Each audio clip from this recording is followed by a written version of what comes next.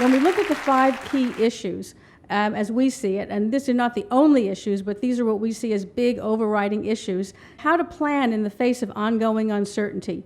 Also, too much chasing too few. What, where, and when, and how to implement new technology. Also talking about wanting to make things faster. Speed is a key word, and yet we also have to make things better. We have to make things more satisfying for people. And at the same time, we also want to hit goals for sustainability. Everything sounds good when you're sitting around the conference table in the office, and then when you actually go to execute on it, not so easy. So I think we can all agree that today, the only thing that seems certain is uncertainty. Sourcing markets keep changing, tariffs, political unrest, it's always something. Change also seems a lot less linear. It lacks direction. I think it's driving everybody crazy. It's almost better if things are bad because you know they're bad. It's like, well, they're bad, but we know that, and we have a base that we can work from. But when everything keeps shifting all the time, it becomes very difficult to plan. People tend to keep holding back. Then it's a rush to get it done. People don't want to make change, even though sometimes the best thing you can do when things are uncertain is change, but it makes people nervous about change. Sourcing has become very fragmented. And speed is a survival strategy because when you're unable to plan, you need to be able to execute on things and be very agile. So we've also seen that consumer markets appear to have stalled. I mean, at the beginning of last year, it seemed like, wow, we were on an upward trend. We were getting this feedback that everything was growing, right? US market was growing. Europe was starting to do well. China domestic was great.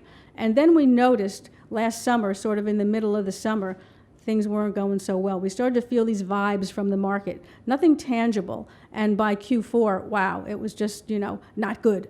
We're meeting with people. I think most of you have had us either come to your office or chase you to come to your office. And so the information that we get when we do our market intelligence is as firsthand as we possibly can get. Talk to people and really get not only hearing but feeling. Sometimes you hear things, sometimes you sense things, as well as looking at data, and as well as, of course, our consumer lab, which is getting consumer feedback, and then pulling it all together and trying to get a sense of where things are going.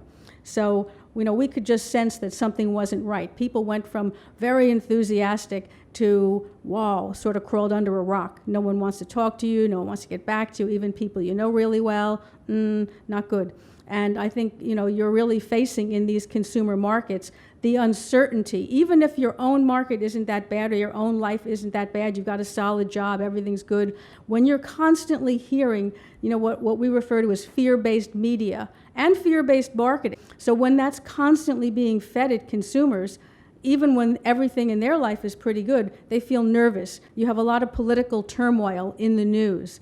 Flat wage growth for mid-tier employees. We often talk just about unemployment, and we're usually looking at, sort of the lower wage earners. But, if you look at mid-tier, wages have been pretty flat for a long time. In the U.S. market, millennials are saddled with just ridiculous student debt.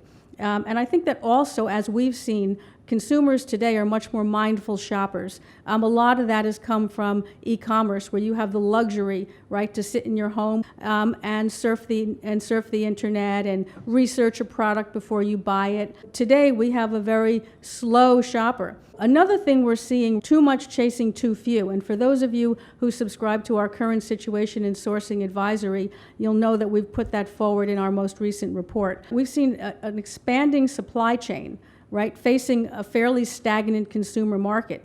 Yet when we're talking to mills and factories who are in China, China-based, the major companies there are telling me about how much capacity they're adding that's coming online this year.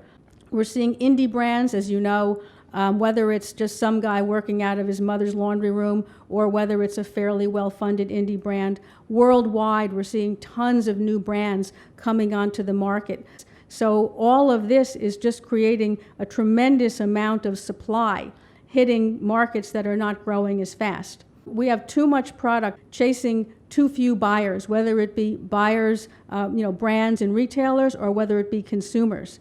So under these circumstances, lower prices is not going to be enough of a competitive advantage.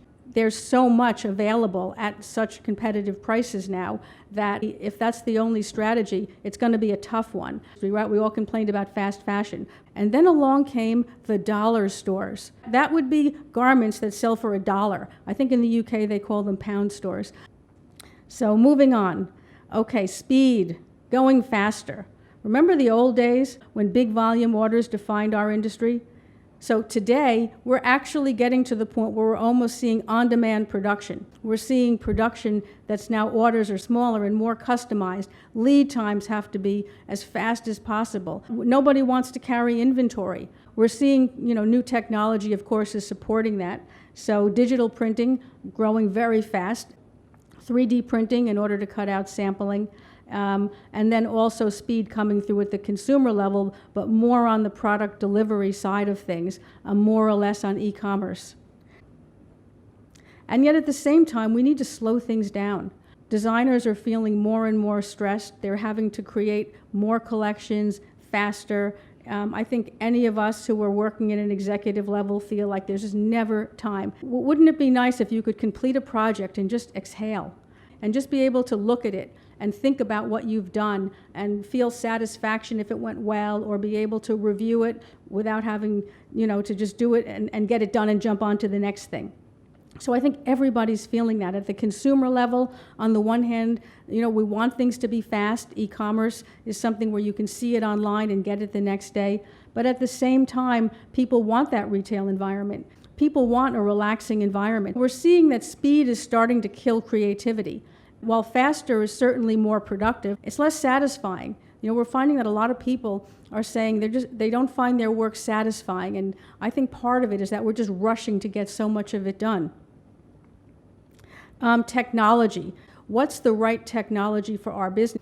And then understanding when we should start to do it. Because with technology changing all the time, you don't want to be the one who's invested in a big system only to find out that, there's something new that's come on that's better, and now what I have is the old way to do it.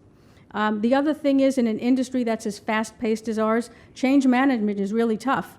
When do you ever have downtime to sit there and try to say, okay, we'll implement something new and train everybody up? I think also another thing we're seeing is an over-reliance in some cases on technology, where people feel that the solution is just, we'll buy the next new technology, without realizing that it's a tool, but it's not a differentiator. Any technology that comes out is essentially available to everyone. So success, as we see it, is going to come from balancing the right tech with the right talent. So technology is a tool, it's not a solution. It's a good tool, but it's still a tool. And it's only as good as the person who's controlling it. It will optimize our operations, but it's talent that's going to give us that huge competitive advantage.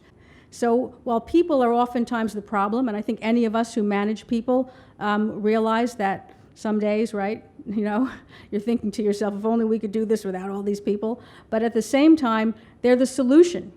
People are always the ones who are the solution, who come up with that innovative idea, or who somehow manage to solve the problem. So I think that while we want to implement technology, we can't look at it as a way to see how do we wipe out as many people as we can. We want to use it as a way to enhance the performance of people. Finally, we're going to talk about sustainability. I think everybody wants to be more sustainable, or at least we feel we have to. And yet at the same time, it's very frustrating. Every solution seems to be met with a new obstacle. It's become very complex. We're looking for solutions to be more sustainable, and we also have to produce products that consumers like. So I think that one of the things that we're watching is biodegradable materials.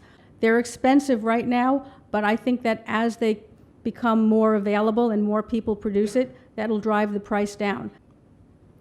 So where do we go from here? In order to meet today's challenges, we feel that we have to combine technology with talent. We need to be agile so that we can seize market opportunities. We want to speed up the supply chain so that we can be more responsive. And yet we need to create that time and space so that people can be more creative and get more satisfaction out of their work. And at the same time, we're looking for ways to more practical ways to achieve sustainable products.